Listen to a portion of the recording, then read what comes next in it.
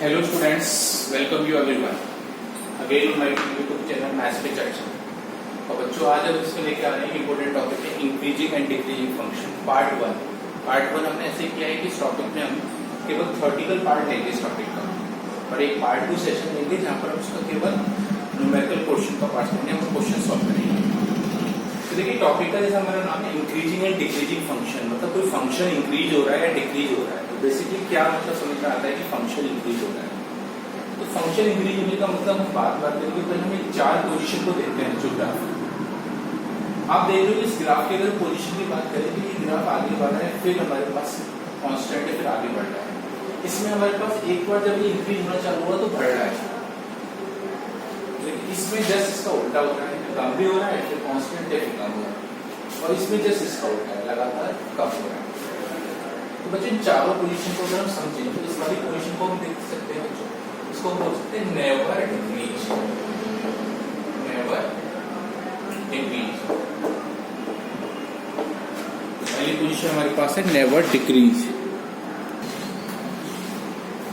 इसको बोलेंगे never decrease. इसमें क्या बोलेंगे हमारे पास ऑलवेज इंक्रीज, क्या बोलेंगे ऑलवेज इंक्रीज के लिए भी सिंबल यूज कर लेते हैं। सेम ऐसे ही इसकी बात करेंगे, लगातार की बात करेंगे नेवर इंक्रीज, नेवर इंक्रीज, और इसको हम बात करेंगे ऑलवेज डिक्रीज, ऑलवेज। देखिए डिक्रीज के लिए हम ये सिंबल यूज करेंगे और इंक्रीज के लिए हम ये वाला सिंबल यूज करेंगे।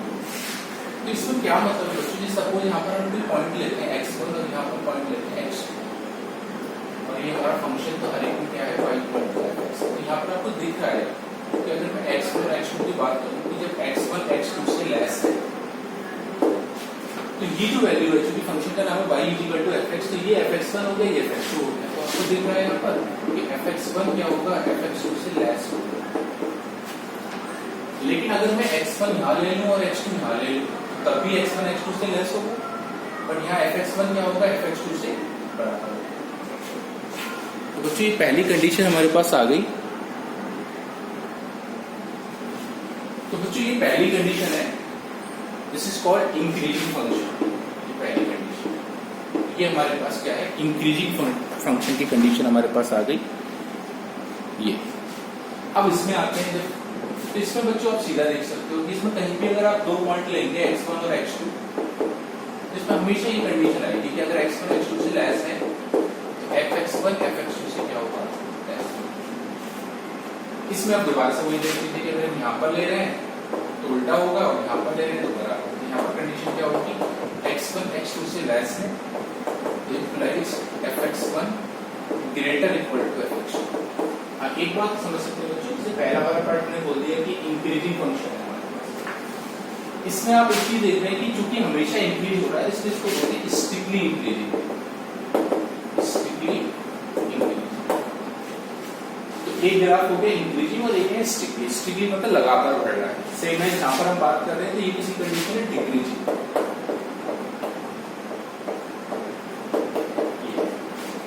और यहाँ पर अगर हम देखें, यहाँ पर आपको हमेशा ये दो कंडीशन नजर आएगी, अगर x1 x2 से लेस है तो fx1 हमेशा क्या होगा, fx2 से बड़ा होगा, उल्टा होगा मतलब।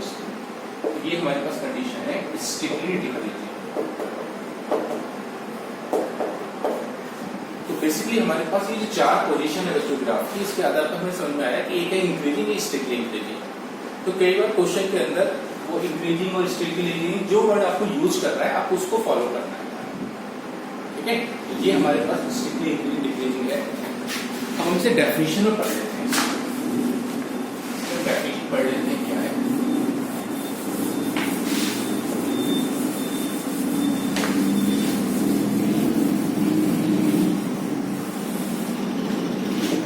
पार्ट 1 चल रहा है बच्चों, देखिए डेफिनेशन पढ़ लेते हैं बच्चों इसकी। Let f be a real valued function, real value function, and I be an interval in the domain of the function,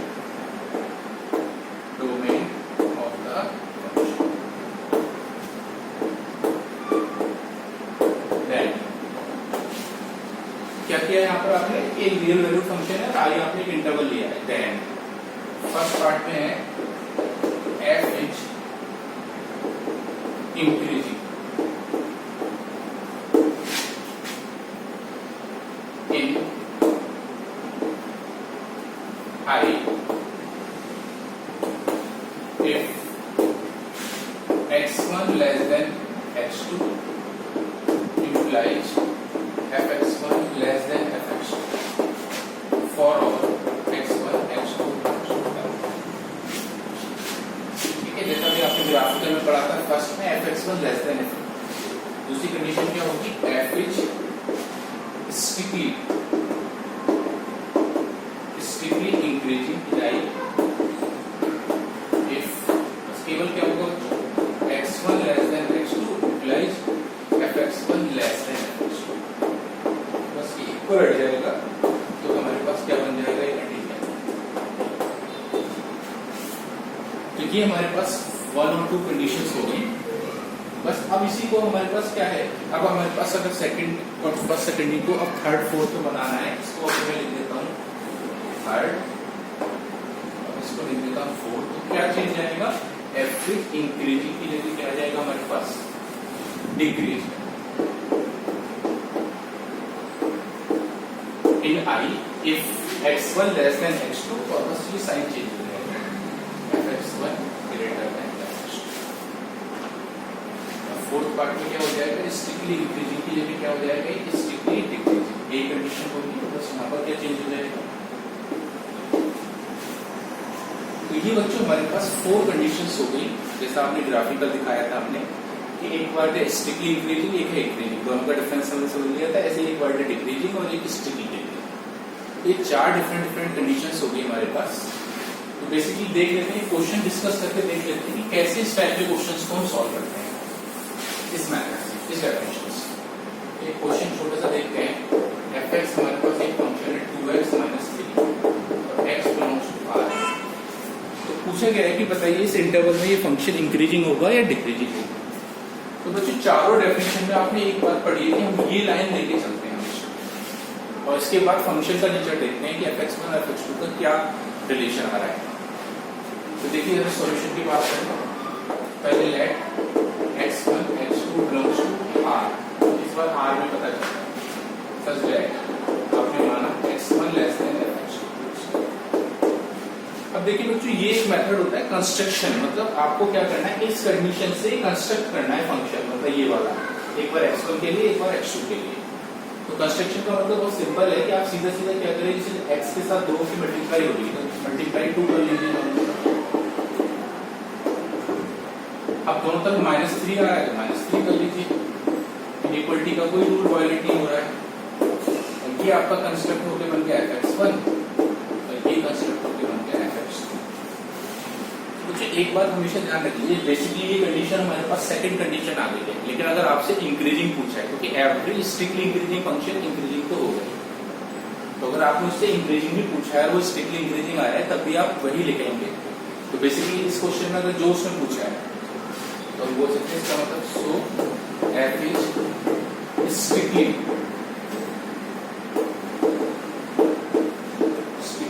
increasing. ये हमारे पास पहला मेथड होता है जिसमें हम क्वेश्चंस को सॉल्व करते हैं और हमारे पास पता लगाते हैं कि कैसे फंक्शन हमारे पास क्या होगा, इंक्रीजिंग और डिक्रीजिंग। अब बच्चों इसी टॉपिक के अंदर एक और इम्पोर्टेंट तरीका है कि कैसे पता करें कॉन्सेप्ट ऑफ डेरिवेटिव यूज करके कि कोई फंक्शन इंक्रीजिंग होगा या डिक्रीजिंग होगा।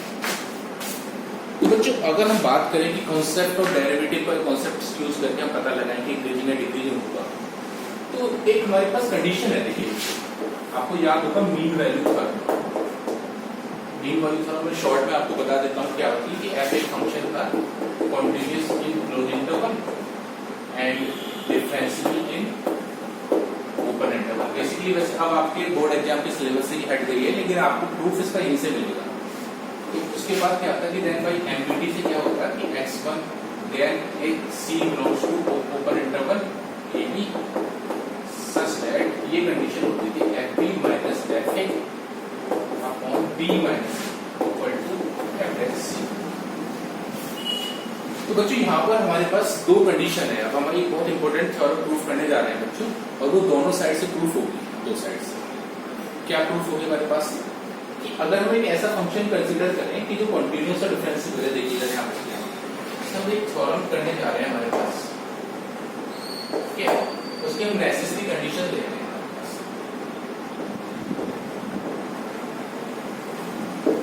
नेसेसरी कंडीशन को क्या दे रहे हैं उसको डिस्कस कर लेते हैं, यहाँ से प्रूफ करते हैं। लेट हमें मान लिया कि let f be a continuous function, be a continuous function in closed interval a b and differentiable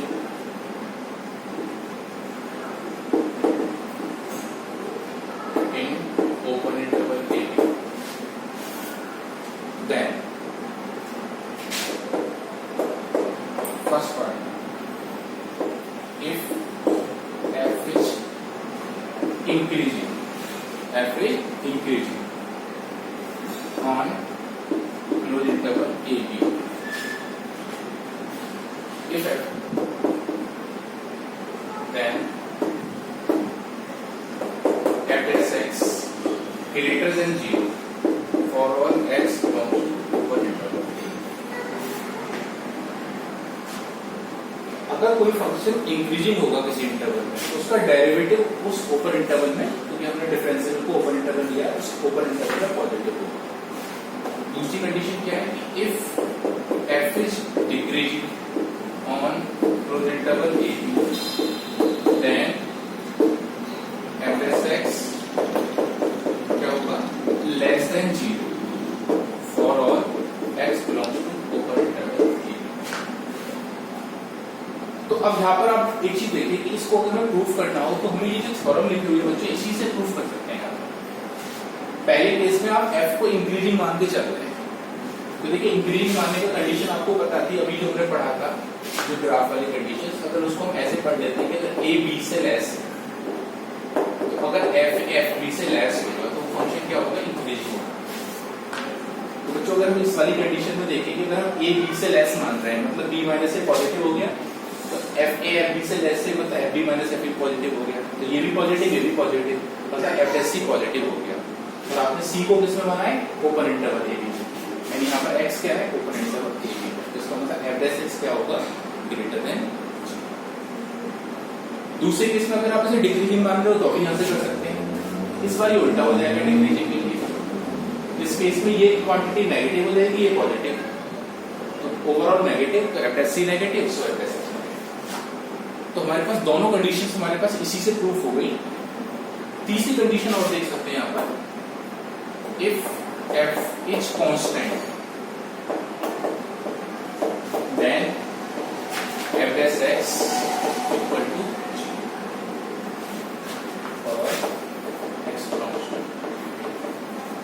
ये आपको पता होगा कि अगर कोई फंक्शन हमारे पास का डेरिवेटिव 0 आ रहा है, अगर हम फंक्शन का डेरिवेटिव 0 आ रहा है थ्रू आउट, मतलब एक पैरेलल टेंजेंट हमारे पास आ रही है उस पर, तो इसका मतलब क्या होगा, फंक्शन क्या होगा, हमारे पास कांस्टेंट होगा। ये हमारे पास नेसेसरी कंडीशन है। अब इसको आप उसका उल्टा भी देखते हैं, सफिशिएंट कंडीशंस क्या बनेगी यहाँ पर, तो सफिशिएंट कंडीशन में प्रूफ हम इसी से करेंगे जो हमारे पास आ रहा है, और ये दोनों कंडीशंस हमारे पास पहले की तरह है ही ऑलरेडी। क्या है हमारे पास sufficient condition,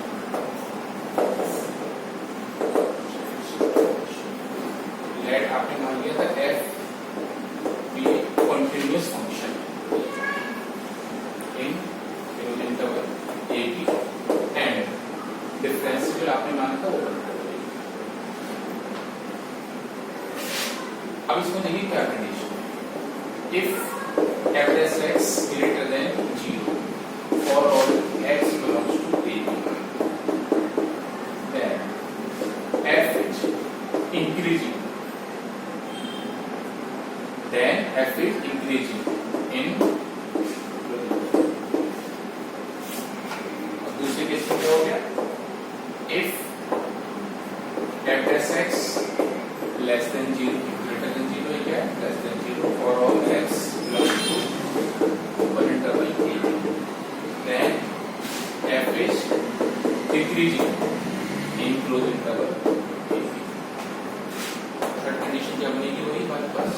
if f(x) equal to 0 for all x belongs to open interval, then f is constant and closed interval. बच्चों एक बार देखा आपने इस थ्योरम में दोनों साइड से प्रूफ कर पा रहे हैं. अगर आप इंक्रीजिंग ले रहे हैं तो डेरिवेटिव 0 होगा, डेरिवेटिव से बड़ा होगा, और अगर डिक्रीजिंग ले रहे हैं तो डेरिवेटिव से छोटा होगा. अगर आप डेरिवेटिव को 0 से ग्रेटर प्रूफ कर रहे हैं, if and only if condition आ रही है हमारे पास कि लेफ्ट से लेंगे तो राइट और राइट से लेंगे तो लेफ्ट भी हो सकता है. आप इसको देखिए, खास इसको अगर हम प्रूफ करने की कोशिश करें कि f(x) पॉजिटिव है, इसका क्या मतलब है, यानी f(c) पॉजिटिव है, f(c) पॉजिटिव है, इसको आपने पॉजिटिव लेके चला पहली कंडीशन की तरह, तो ये पॉजिटिव की मल्टीप्लाई पॉजिटिव से हुई तो fb माइनस fa पॉजिटिव आया. fb माइनस a पॉजिटिव का मतलब क्या हो गया कि fb fa से ग्रेटर है. इसका मतलब क्या हो गया, ये फंक्शन क्या हो गया हमारे पास, इंक्रीजिंग फंक्शन हमारे पास हो गया. तो पहली कंडीशन से आपने प्रूफ कर दिया. सेम है अगर हम इसको नेगेटिव ले लें, ये पॉजिटिव है, fb माइनस fa नेगेटिव हो गया, मतलब fa f ग्रेटर है, fb की कंडीशन आ गई, मतलब ये क्या हो गया, डिक्रीजिंग हो गया. तो दोनों बातें प्रूफ हो सकती हैं. एग्जामिनेशन में क्या होता है, एग्जामिनेशन में बेसिकली दो टाइप के क्वेश्चन आते हैं. आपको एक फंक्शन देगा और बोलेगा इंक्रीजिंग के लिए इंटरवल निकालिए और डिक्रीजिंग के लिए इंटरवल फाइंड करिए. या आपको ये भी प्रूफ करेगा कि इस इंटरवल में फंक्शन इंक्रीजिंग प्रूफ करिए, या ये भी देगा कि फंक्शन इंक्रीजिंग है तो इंटरवल निकालिए. तो इन तीनों केसेस में एक कॉमन रूल हमारे पास क्या है कि हमारे पास सारा रोल f(x) का आएगा. तो इसलिए जो जैसा कि टॉपिक हमारा एप्लीकेशन ऑफ डेरिवेटिव है, एक काम हमारे पास इस टॉपिक में है, अगर हम board exam point of view से करें, मार्क्स पॉइंट ऑफ व्यू से, कि अगर जो भी फंक्शन आपको गिवन होगा सबसे पहले आप उसका डेरिवेटिव फाइंड कर लीजिए, और फिर जैसा भी क्वेश्चन में पूछा गया, अगर उसने इंक्रीजिंग की बात करी है तो f(x) ग्रेटर देन 0 लेके चलिए. अगर उसने इंक्रीजिंग प्रूफ करने को बोला है तो आप f(x) की वैल्यू पॉजिटिव शो करने की कोशिश करिए, जहां पर आपको x की वैल्यू मेंशन हो. तो बच्चों जैसा कि हमने देखा था कि हमारा पार्ट 1 है इस टॉपिक का, जिसमें केवल हमने थ्योरेटिकल पोर्शन डिस्कस किया है. इसका पार्ट 2 आपको मिल जाएगा, जिसमें आपको कुछ इंपॉर्टेंट क्वेश्चन भी डिस्कस किए जाएंगे. तो देखिए आज के लिए हमारा इतना ही टॉपिक है.